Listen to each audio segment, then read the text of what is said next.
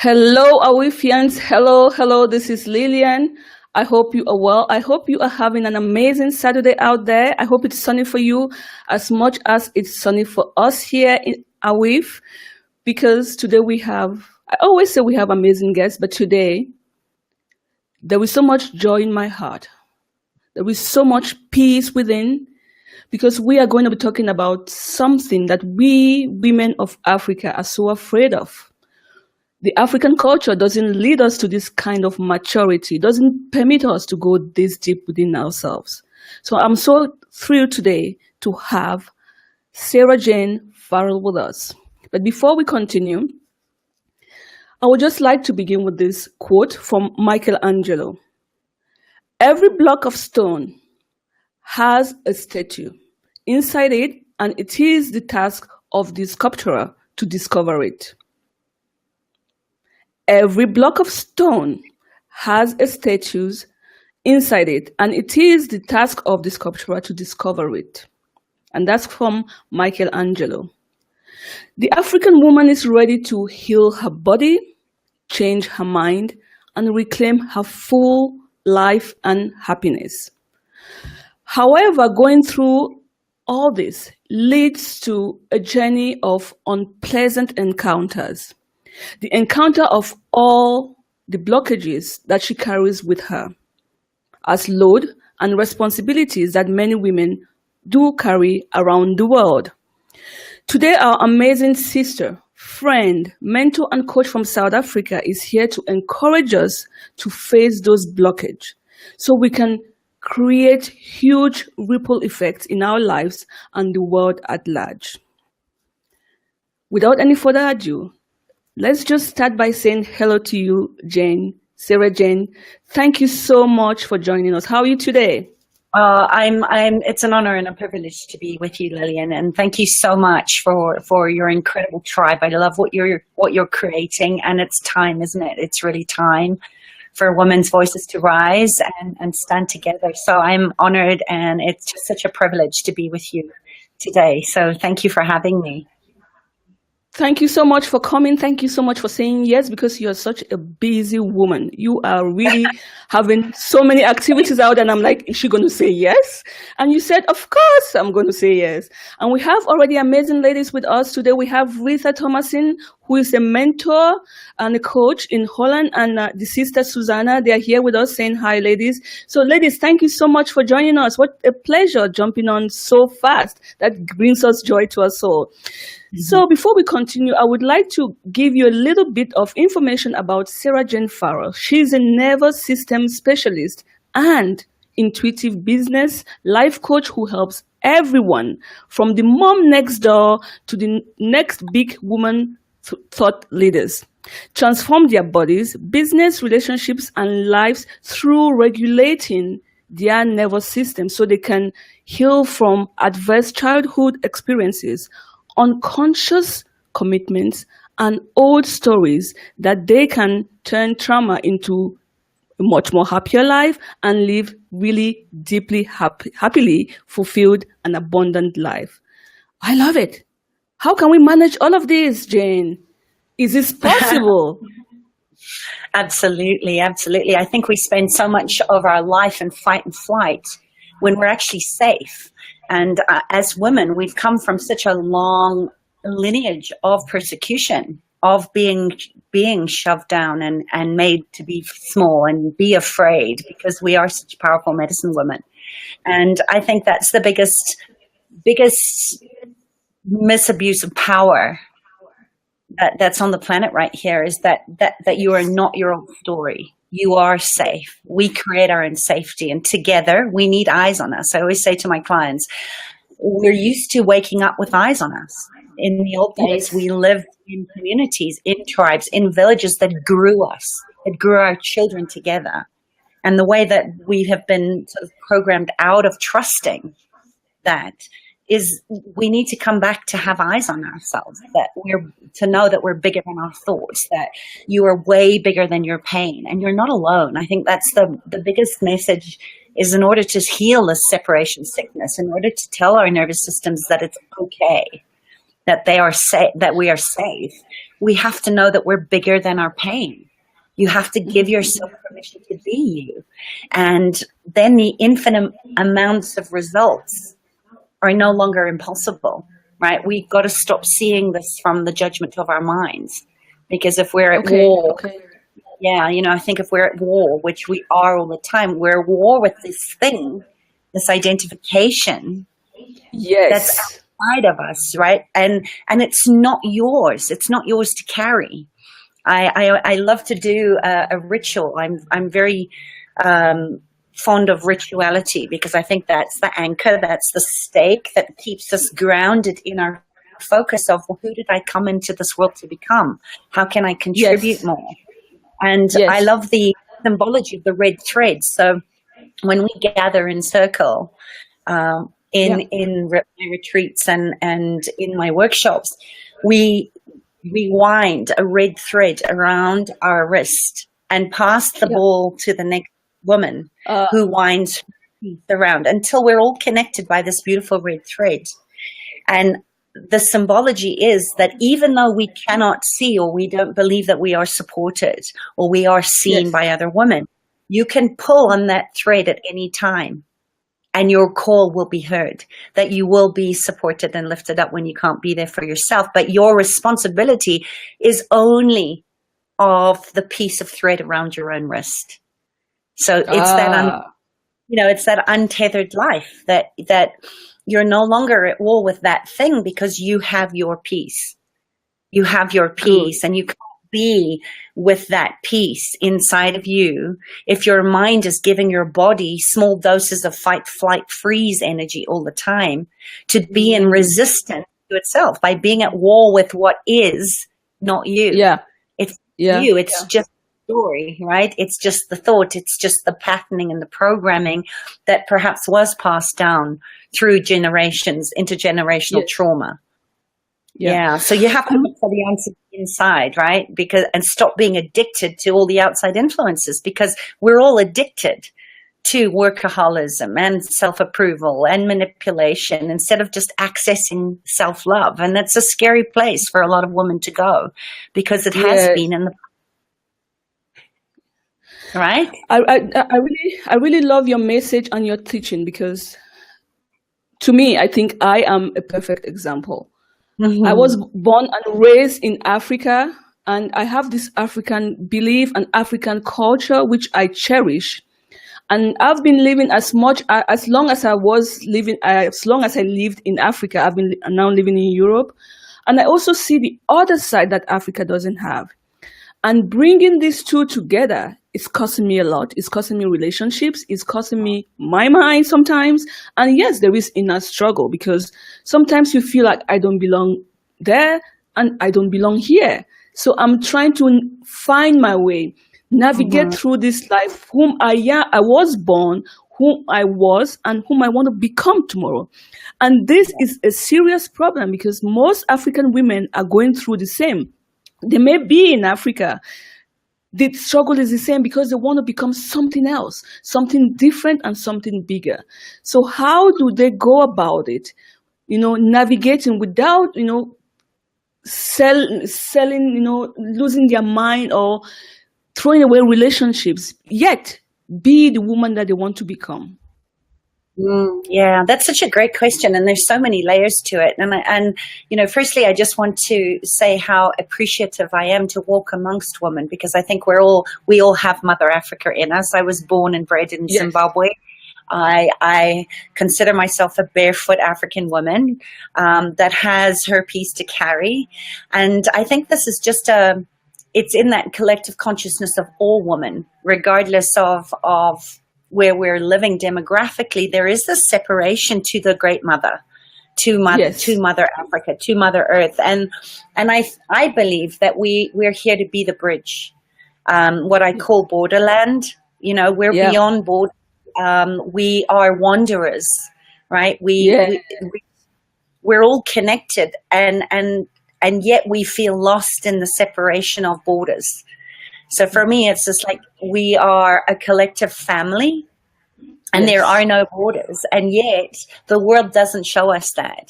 The world doesn't show us that, because we're living from this this frightened part. So to try and answer your question in a short way, because I could talk about this forever, it really comes, and this is the depth of my work is in root cause resolution. It's getting back to the roots, like a tree. If your roots are not deeply rooted in fertile soil, when the wind comes, so I love the saying that you are what you love, not what loves you.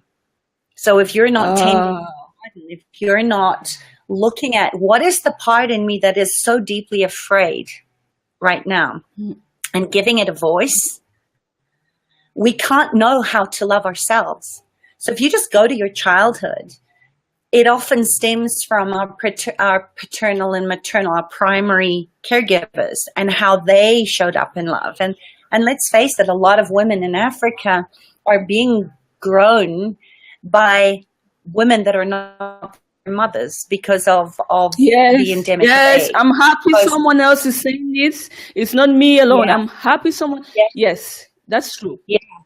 Yeah. So we learn how to love by what loves us because of this childhood belief that if I don't do things or show up in a certain way, and I'm talking to the grown women that we are that still have wounded child parts, that think we're going to be judged if we don't go into overgiving or people pleasing or giving ourselves up or muting our voices, instead of just looking at how can I love myself in the parts that are afraid. So great question. And if you've got a pen and paper, you're taking notes today. One of the questions I love to ask myself and my clients is, what is trying to emerge out of me? Because the old story is just a story. It's like beliefs. I don't believe that we have limiting beliefs. I believe that the belief existed at a time when it wasn't safe for us to speak out, or there was no safety. And in Maslow's theory, this is where you cannot go into the next sort of hierarchy of needs if your basic foundational structure isn't strong, if your roots are not strong, if you do not have your essential components of warmth and love and tribe and that and food in your stomach, you can't get to that next level of actually the pleasure parts or the contribution parts, because you're scared. You're stuck in this in that I am afraid, which is not you. Yes. You are just love in this moment. And only when you get that's why this internal work is so important. And you can't often find a place of secure attachment on your own. We need each other. We need mentors and coaches. We need each other.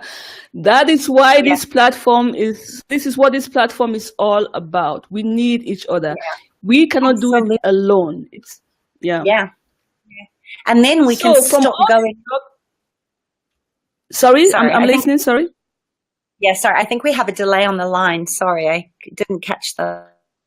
No, you were speaking. I think I cut you. Yeah, I just say in love in the moment of loving that you're afraid, speaking to the part of you that is afraid, and stop trying to resist or move through grief. Give grief a voice, give hurt a voice, but know that you're not the hurt. You're the one that is hurting. You are not the thought. You are the one that is thinking the thoughts and feeling the feelings. And you can't heal what you don't feel. So we have to slow things down in order to create that container of safety, to know that this is exactly where I need to be and love that. Stop trying to rush through it, because society and the way that we're living, isn't it true, Lillian, that we're not given the luxury, which is actually a necessity, right? Our nervous system needs to feel it first. So you can't get over there. You can't get over there. We always think the grass is greener, that there's somewhere else we have to be, that we're not enough yet. But you're here now, in the thoughts, in the fear. And things happen if you just stay there, in the fear of that, letting yourself feel it on a somatic body level. in the physical. Yeah. You can't think your Yeah. way to abundance. You can't think yourself out of being afraid if you're afraid. And Yeah. yet we want things to, we think that the expectation is that unless you've defined or thought the way you expect change to be, then you can only create that thing from the limitation of your mind. And that's why we get stuck in this perpetuating cycle of feeling I'm stuck, I'm blocked. What if you're not stuck? What if that's the moment of pause where you've been resisting and avoiding feeling it? Because so many women misidentify feeling as something to be afraid of, rather than the intensity of feeling everything, even though I'm... Because you're not terrified. The you that knows is not terrified and afraid. The you that you are is love. But the child in you is terrified of what will happen if I don't get it right. Yes. What will happen if I don't show up? What will happen if I am not being the good girl? Based on this judgment that you have made true, the pattern that you keep repeating, that actually pre-disqualifies you, doesn't it? Because you've already decided you're not worthy and you're not enough, and that you'll never get over this, or that you should be over this already. It's not very kind. It's actually, right? It's self-abuse. Yeah. And we're really... When you think about it, it's not, the more you think about it, it's not kind. I must acknowledge there's Christina online, and she's saying, hi, I don't know why the comments are not coming up. And Sarah Jane, please just, it's good for you to know, Christina really gave a lovely témoignage on your behalf on how she has worked with you and had so many great results. So it's good to know, it's good to have comments like this, and I hope it serves many other African women as well, or many women around the world. I mean, the world is large, you know. Let's go wide, because we need each other. So your work is to help people find deep and true happiness in their lives, in all aspects of lives. With your experience, is the African woman sufficiently happy? Is she really happy? Because we give this image of happiness. Yeah. Are we? Yeah. Again, you're asking great questions, because we're always, again, looking at happiness as something that we have to get out there. That I won't be deeply happy until I lose the weight, or I won't be happy until I find a man that adores me, or I won't be happy until I get the promotion, or I have, X amount of money in the bank. And those are the addictions. We're addicted to the pain of the not having. It's like, when were you last deeply happy with yourself? When were you last happy? Last time was just today, cleaning my garden. Yeah. And I think that's the thing, is that we believe that happiness is out there. It's like love is out there. And I think there's another beautiful saying that I remind myself of often, in that people don't break your heart. They don't break your heart, they break your expectations. Yes. So I've never heard of this saying, but now that you make it so clear, yes, it's the expectations. Yes. Yeah. So we actually pre-disqualify ourselves from allowing ourselves to feel anything. Most women are walking around numbed out and disassociated on some level, because we define ourselves as not worthy of being happy. So it's not very kind. It's pretty screwed up, actually, because we're judging ourselves out of allowing ourselves to be happy. And a lot of this is protective. It's a defensive mechanism that we set up pre-7-year-old, right? Because we believe that if I get to choose to make myself unhappy, then nobody else gets to hurt me. So it's pretty messed up. But that really is, we need to get out of our own way. And I think that's what women like you and women in our communities, having a voice, giving a voice to this, giving a voice to the grief, to the anger, to the places where we are depressed. I always say depression is a gift. I wouldn't be doing the work that I'm doing if I hadn't been highly sensitive and labeled as, functional autistic as a child, and bipolar later on in life, because I wasn't. Nobody understood that the gift was going deep down. that it was okay to be afraid. It was okay to feel the sadness in the collective unity consciousness that is very afraid, that is very much in grieving right now. So, you know, I think we ignore the child parts that's saying I'm afraid. Then the other thoughts are not important enough to sit with them because we're thinking happiness needs to be outside or love is outside of us. So you have to be willing to love, to give a voice to those feelings rather than rushing through it. We have to feel, like I said, we have to feel in order to heal. We have to be able to sit with that thing and give it a voice. Let it reach you. And then those feelings can come up. We can't ignore pain. We can't ignore grief. We can't ignore happiness, but we're not even willing to have a little happiness, or we'll only have a little dose.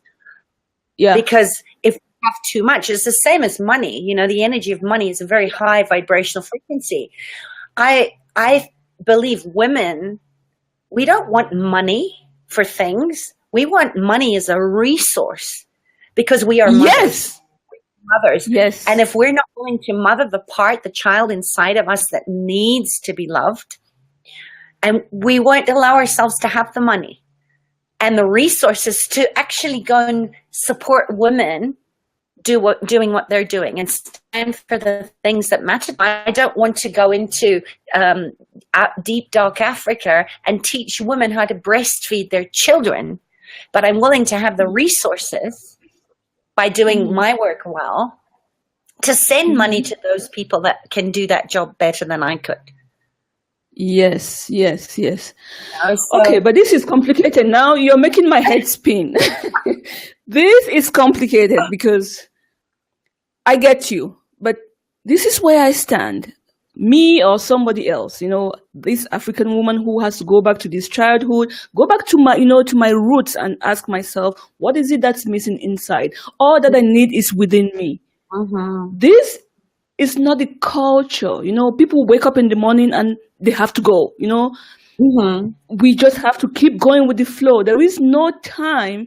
There is not really time that people sit down with themselves to ask these questions.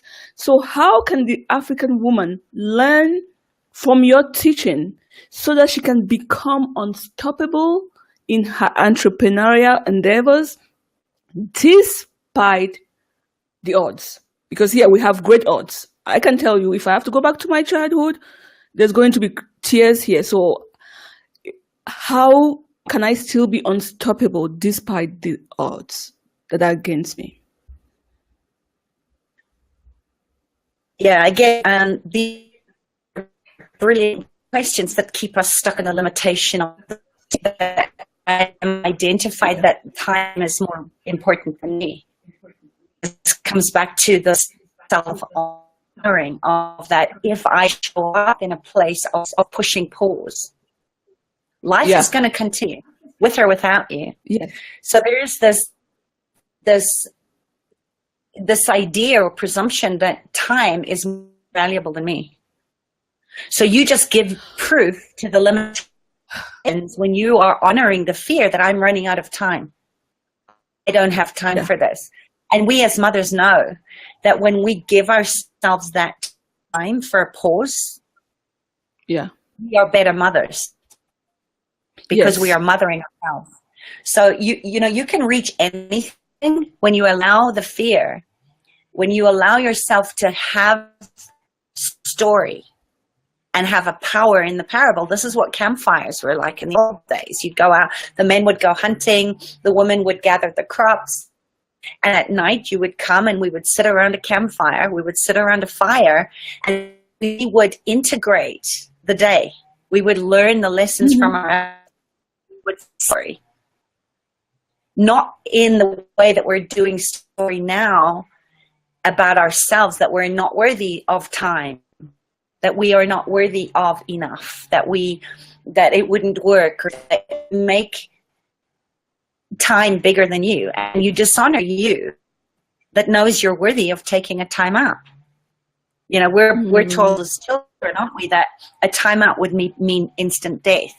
It would mean punishment, being cast out.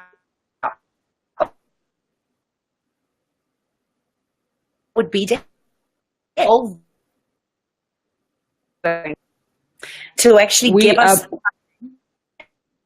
space that time is an illusion. We get to choose, and this is where strong boundaries, this is where doing the inner work, this is where witty like this is the time to integrate and make meaning of the things that we're afraid of us and give them a voice.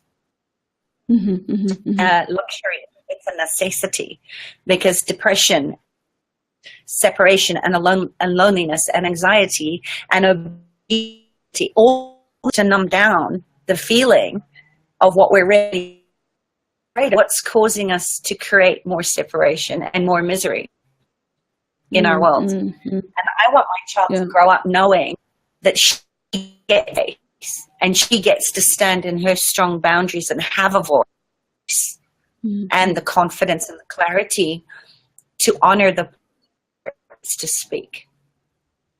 Great. Now, you answered this question a little bit at the beginning. However, I'll bring you back to it because it's part of what AWIF stands for, but it's so important for the African woman. It's good to stand in your voice. It's good to honor, that feeling inside. However, does financial freedom leads to happiness? What do you know about that? A lot. Yeah. Because again, it's a very loaded question where we give, instead of saying, and so here's a great question, because I love questions. I think questions are not about coming to a right or wrong or yes or no answer. And of course, the reality of it right now is that we're living in a fear and scarcity and poverty mindset globally. Yes. The world, the banking is shutting down, governments are breaking down. The ninth wave of truth telling. And if you cannot receive you as your most valuable asset, how can people show up and pay you? So again, it's back to that old paradigm of identifying that money is greater than you, that you are defined as successful when you have the money, when you have the car, when you have the house, when actually a lot of those things you become the eternal jailer of, because they're making them bigger than you. So again, I think for you to understand your value, you have to go deep down into knowing in your body and ask your heart what is really true in your heart to be abundant. Great. Because it's a great. lot. I love that. Good. I sometimes I wonder if I make sense. So, and sometimes you make sense. Sometimes we are breaking, and you're like, "Oh my God, okay, maybe I shouldn't ask her the next question because she's gonna tell me again. She's gonna set me right." You're making lots of sense. Yeah. It's not comfortable. It's not comfortable to look at that because the reality around us is not safe. It's not safe to have money. So where are you hiding money from you? Remember, how does money come to us? How does money find us? Well, it finds us through other people. So connection is my number one currency. You cannot expect to have money find you if you're not willing to be seen. Living in are getting killed over cell phones, and I have spoken to great grandmothers who have been killed over phone or 100 home from work. That's not a right to me. So the financial trauma is coming from this place of it is not safe to have money. So we hide money. This is what I see a lot in conversation because money is just an energy you're receiving. I always say you don't have a money problem. You have a receive problem.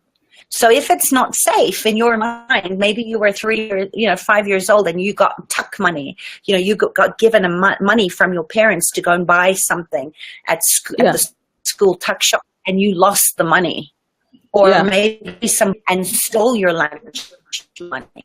Your little running your life from a place of poverty consciousness now is the child at 5 who is shaming herself because perhaps by her parents to say, "Oh, you are so careless," or "Oh, you can't be with money," or your experience of being bullied taken away from you is running you from a fight, flight, freeze response of, okay, it's better not to have money because if I don't be safe, and your environment, especially in this behind 6-foot fences and on guards, because we have to protect our people are going to take them away, is often we will lose money. We will make money go away. So, there may be people in this conversation that can relate to, I make great money, but I can't hold money. I can't keep money with me because it's not safe.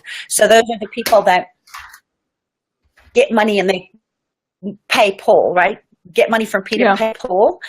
Can't have money with them. They hide money and then they can't remember where they put it.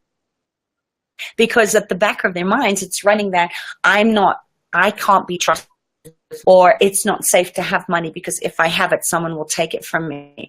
This is why people that have poverty consciousness, where you're not healing at the level of the nervous system, pre-7-year-old, where we created all these stories and made things like money bigger than us, like perfection, where we're another addiction, or workaholism, wherever those are. Brene Brown says it very, very well. Wherever there's perfection, some kind of addiction, I would add, there's always shame lurking. Yes. I get shame. Right?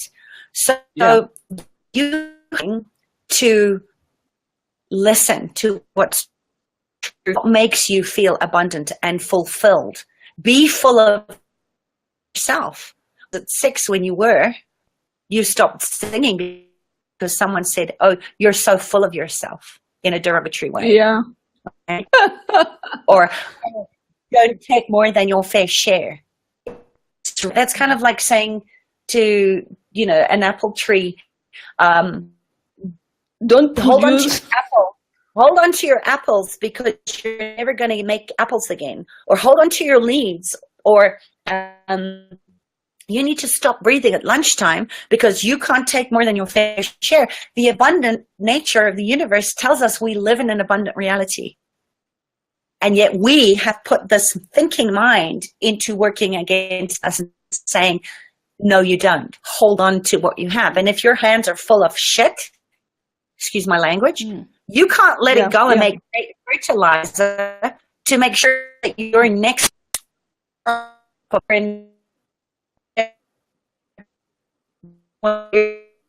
that you have more. It's a made up words and that the world is abundant. We are breaking. Yeah.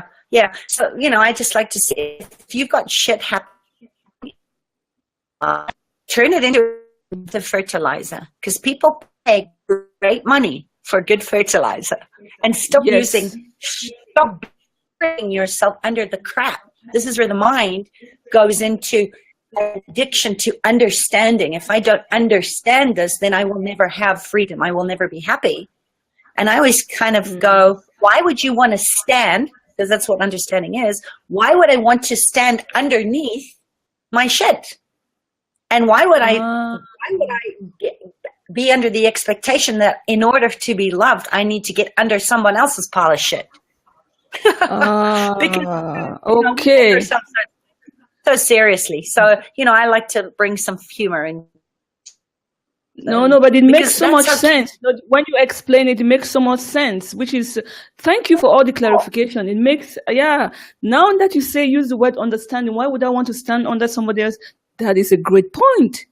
I never thought about it in that light. Small. That's amazing. They're such a good person. Instead of actually shining light, because you have infinite wisdom and give that you came into the world to give. Only you, there's one of you. Nobody has your gifts or talents or capacities. Nobody's going to show up the way that you do. But you would rather dim your light for fear of abandonment, rejection, persecution, ancestral trauma, than actually say, it stops with me. I stand for this and I'm rising up, because when I give other women and stand in their light, because lack of shining planet. Just because the sun can't receive the light, and yet women cut each other. Fear of, well, if I make you great, then I can't be as great. Rather than looking at that collective power and potency of the warrior women that says, let's rise up together, because in numbers we have more strength and we can go so much apart. That's what I stand for. And you can see I get pretty I'm tired of seeing pretty active and energized about it. Yeah.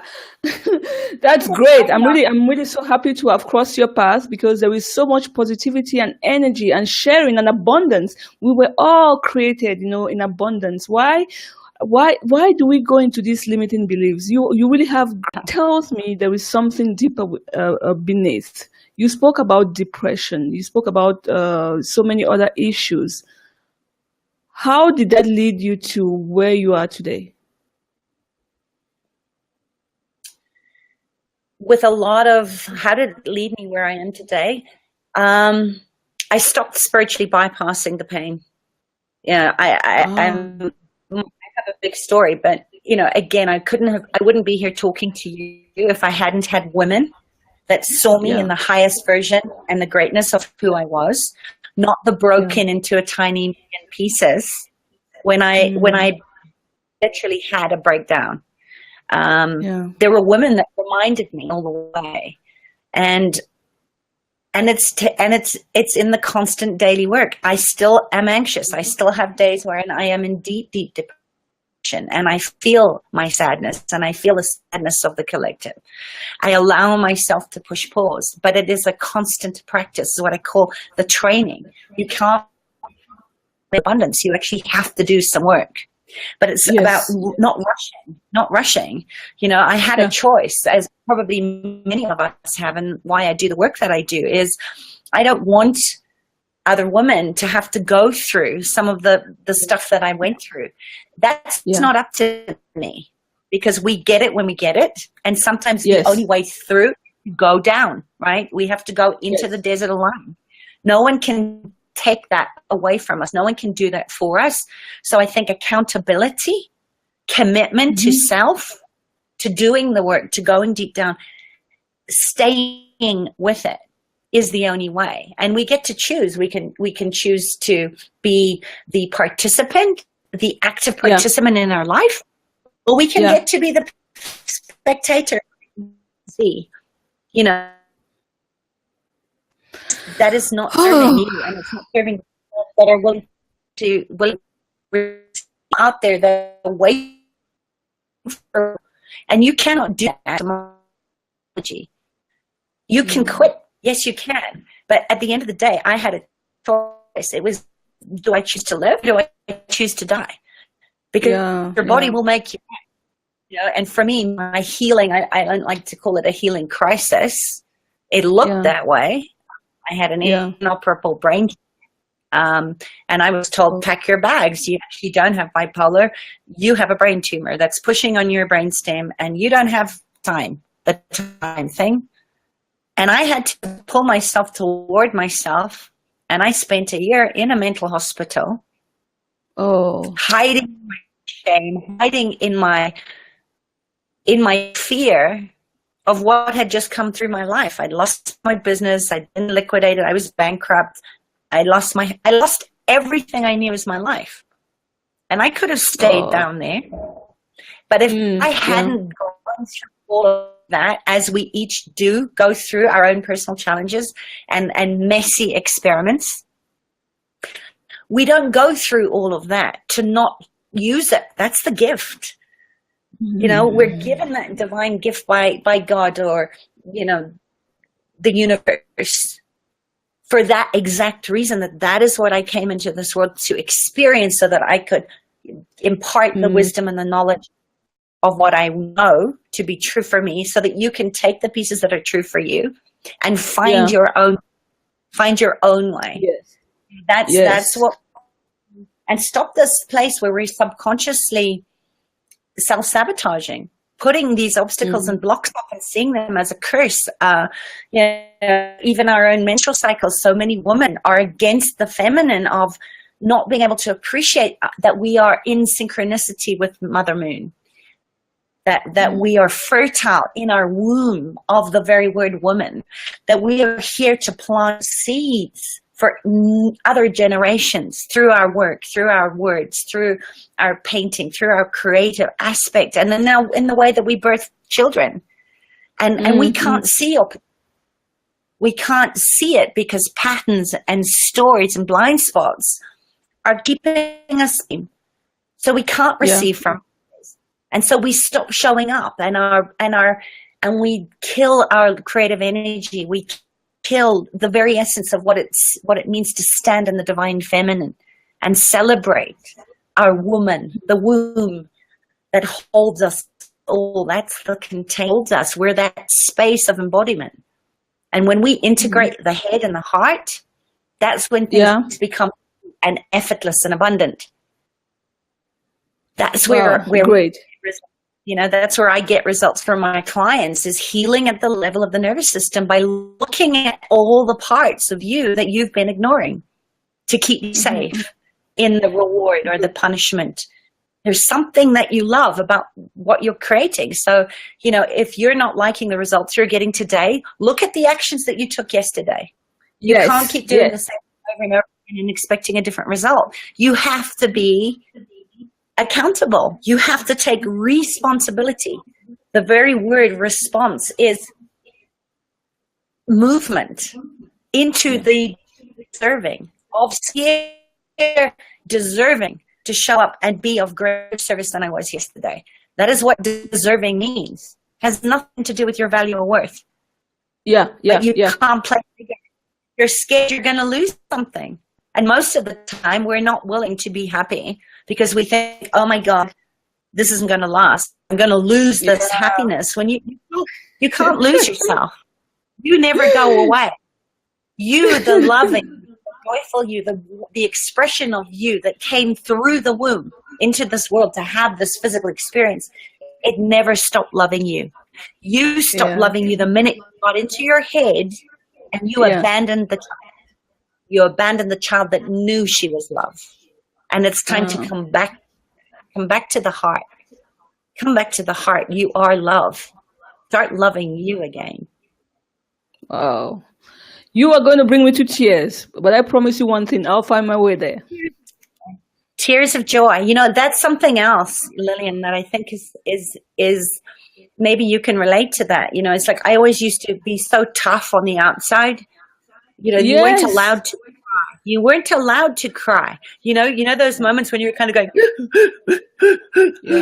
and we hold it in. Your body holds that tension. Your body never lies. The body eventually says no, which is why adverse childhood experience is so close to my heart. And part of the work is that was, I'll give you something to cry about. That was my narcissistic alcoholic father.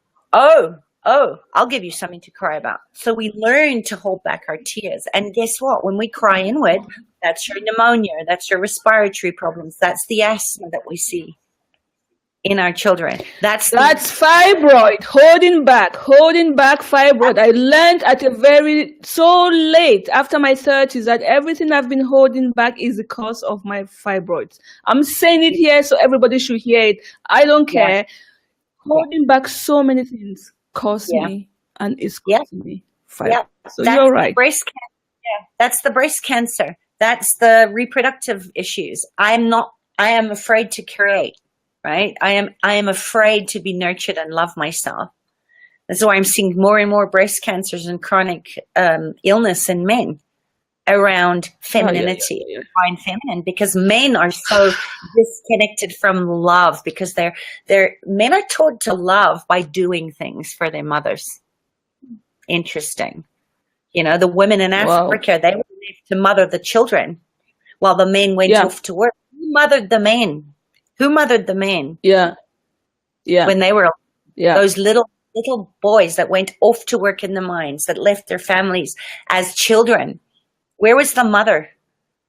Yeah. It's time to heal a mother wound in our men so that we can tell them as women that they can stop. They can stop killing. They can stop cutting down the trees. We have enough. That's our responsibility as women, right? Yeah. Well, we will get there. Thank you so much for joining us. Thank you. I would really like you to continue to nurture us, to educate us. Do you have any freebie that you can share with us? Do you have any something that people can start, getting to know you better, to know you more, and maybe call you for if they need your coaching? For sure, I know that if we are in South Africa, you should come with us. But do you have any freebie in the meantime that you could share with our audience? Thank you for asking. And absolutely, it's just like I lead with generosity because we have more where it comes from. So there are plenty of ways that people can get in touch with me. And I have a lot of amazing resources available on my various channels. We've had a 28-day active appreciation challenge running. It's my birthday tomorrow. I get to celebrate 51 years around the sun. And in my gratitude back, I've been running a 28-day active appreciation challenge on Facebook, and you can access that via YouTube and go through each one of the lessons. They're very powerful, and it's the foundation work. And I would encourage everyone that's listening to this, if there was one piece that resonated with you today, go onto my website. There is a personality quiz based on Chinese elements of the 5 elements, that everything is a feeding cycle. Get to start to know who you are. Get to start knowing who you are, how you tick. There's plenty of personality profiles out there. I use Enneagram. I use Myers-Briggs. I use these because it gives us a deeper understanding of who we are intrinsically, so we can stop fighting against ourselves, right? That's your autoimmune diseases. That's where we're literally attacking ourselves from the inside. So you can take the personality quiz there, and you'll get a huge resource of information on how you can start using the things that you're making yourself wrong for, the shadow, right? The blind spot, where you're saying, oh God, yes, that's me, but I wish it wasn't. So you're welcome to go take the 5-element quiz there. And there's also a link to take the adverse childhood experience quiz. Again, it's like, find out how high your ACEs are. Because when you understand that where you are and what you're feeling is not your fault, that you're not broken, that there's nothing to fix, then you can start working on rising up out of that and using this as resilience. So if you take the adverse childhood experience quiz on my page, you'll get a series of information and meditations and resources to strengthen your resilience. Who you are. So there's plenty of ways, and I'll give you those links. I think you have it. accessyourtruenature.com. Yes, I'm going to put everything in the comment box below. Is your birthday coming up soon? Tomorrow. Whoa, because I have a message from Blessing Ekem Elim, which says, whoa, happy birthday in advance, and thanks for the resource you have shared. Happy birthday. So happy birthday. We now know tomorrow is your day. Tomorrow is happy my birthday in advance. What a beautiful gift that I get to be with you today, Lillian, and your beautiful tribe. And I look forward to meeting you in person. I know we're going to be putting on an event very soon for women in Africa to stand and rise, sister, rise, because it's time. So I look forward to collaborating with you more in the future, and stay in touch. And thank you so much for you and what you're creating here. It's a beautiful Thank you so much for your time. However, before you go, Share with us, please. I have one person. Anne saying, sorry, I missed this. Anne, you can catch the replay. Thank you so much for joining. That's really kind of you. I think Anne is in the US, I think, if I'm not mistaken. I have a problem. And comments, I cannot see the comments, but what is your one daily routine that leads you to a place of mental and financial stability?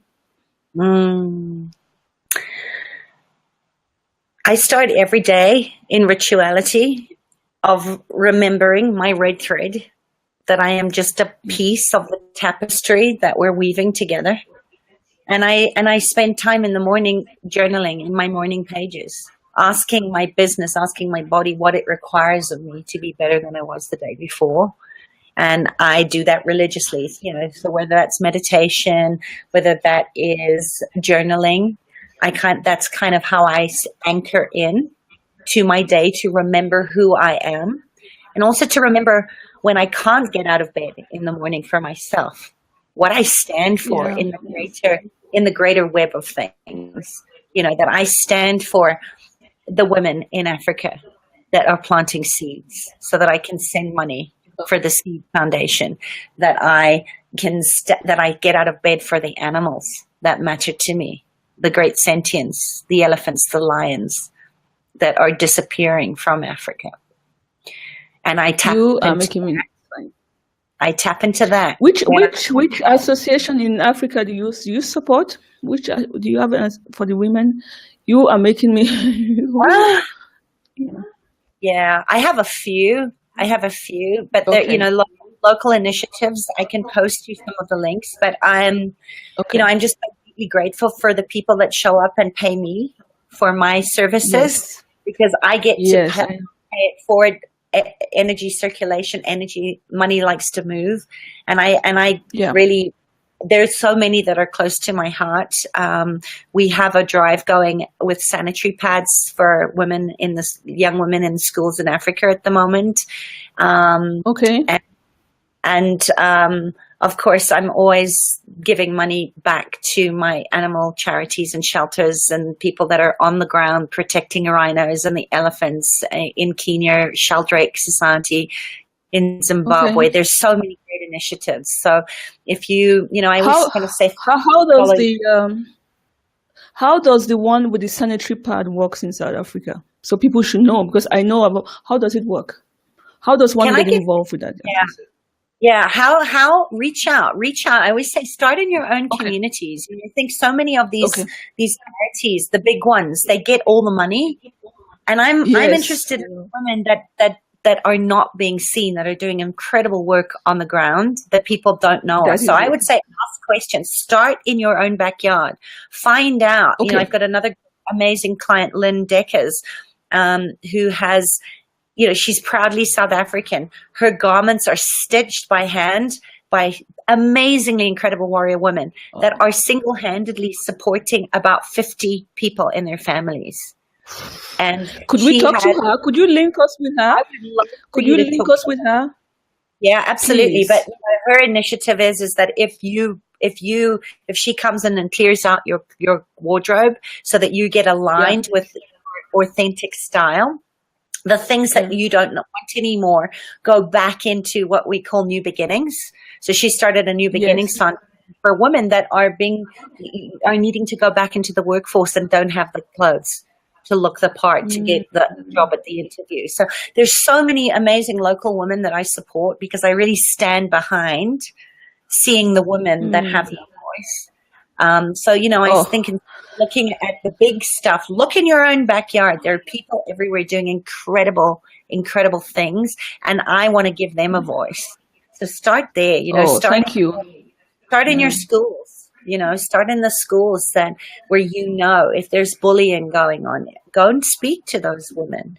Go and speak to the parents of those children, because I think when we heal the child in the adult, we are better parents for our children. Yes. Anne says yes, she's in the US. Yes, Anne is in the US. Thank you so much, Anne, for joining us. Sarah Jane, I could keep you forever, but I know you've got to go.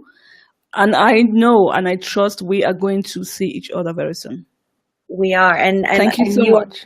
You're in my heart, and I send great love and great blessings. And I thank you for you, Lillian, and for what you're doing. I love you. I Mwah. love you too. Thank you so much, dear. Let's talk soon. Yeah. Bye. Okay, thank you. Bye. Bye. I came at the right moment.